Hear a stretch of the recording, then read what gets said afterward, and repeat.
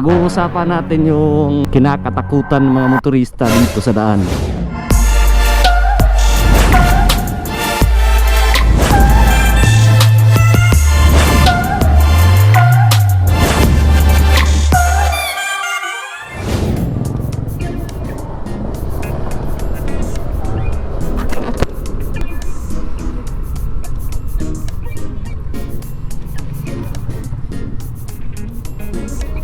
Yo, what's up? Good morning mga ka-team. Welcome back sa ating YouTube channel. If you are new to this channel, please do consider subscribing.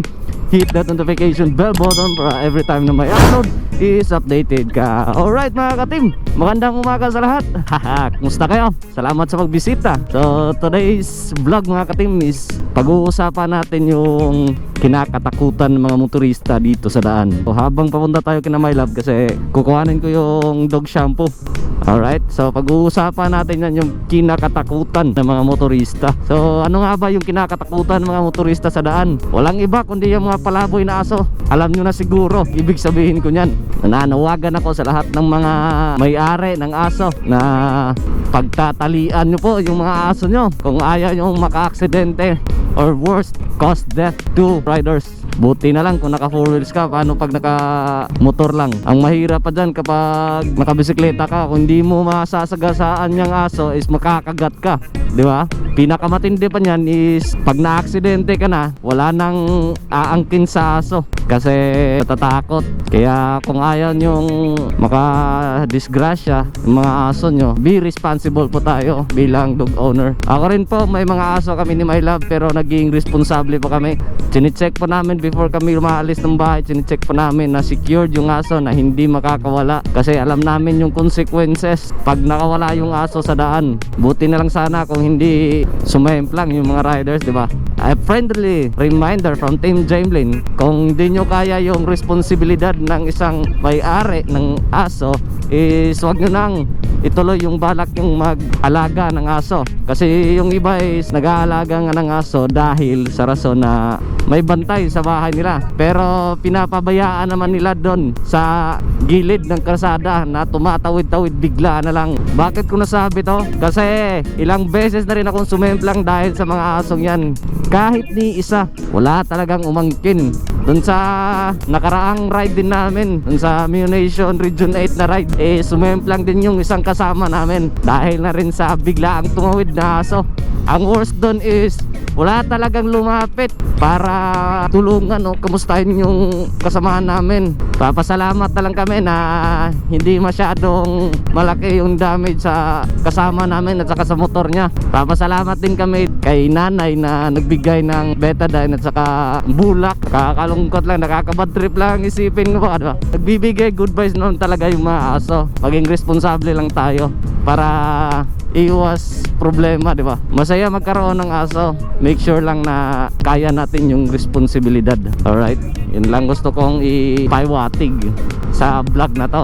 Di bali nang mabash nyo ako, basta gusto ko lang ilabas yung galit ko sa mga may-ari ng aso na pinapabayaan na lang yung aso nila dyan sa gilid ng karsada. Di nila alintana pag nasagasaan yung aso nila.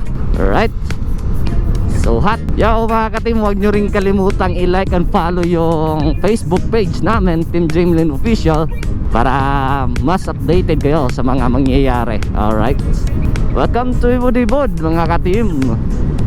Alright, here we are. Eto na mga ka-team, kuha na natin coat care para kay Kobe. Papaliguan natin yung napakakulit na aso natin. Alright, pauwiin tayo.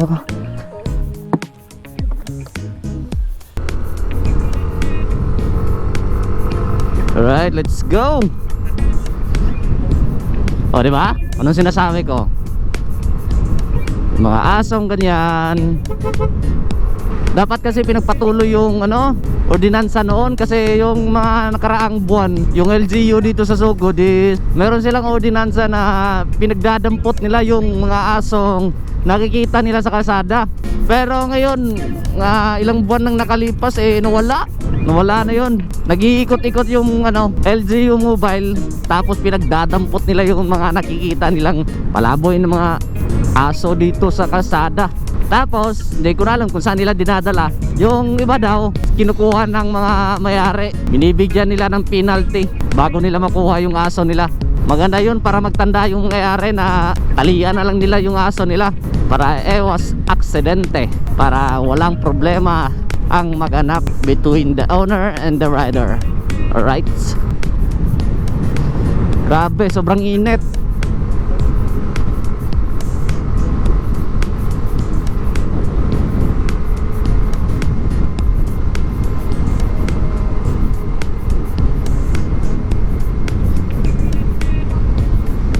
Sobrang init mga katim. Sarap ibabad ngayon sa ano, tubod. Baka mamaya, ay di may lakad sila may love mamaya eh. Cha-da-da-da-da.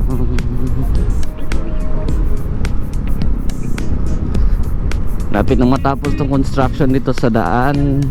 Slow down lang kayo dito. Daming buhangin.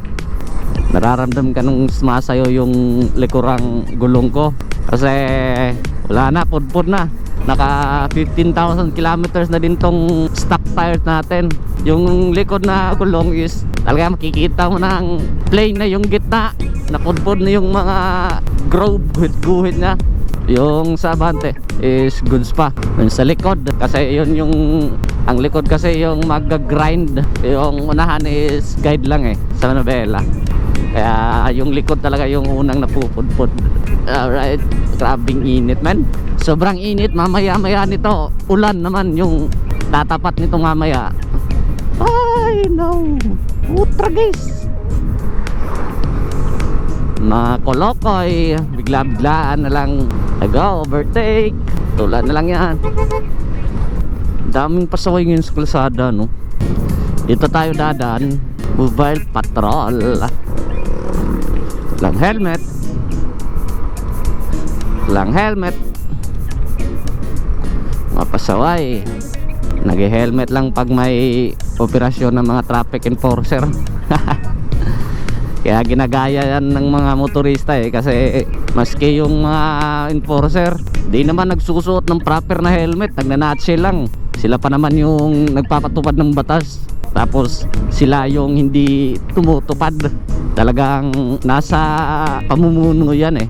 Susundin kayo ng mga taga-residente niyan, mga motorista, kung kayo mismo is nakikita nilang sumusunod sa batas na pinapatupad nyo. Pero kung hindi, ay good luck. Hindi talaga yan. Mag-helmet lang yan kasi iniisip nila huli, hindi yung safety nila. Na lang nila yan malalaman pag nadali na eh. Huwag naman sana. Pero that's the truth, and the truth will hurt you so much. Alright, so dito na natin end yung vlog natin yon, short vlog natin. Ayun, ulitin ko, maging responsable tayong dog owners. Alright, so see you sa next vlog mga ka-team. Like, share, subscribe. Peace out. Yeah, God bless. Thank you.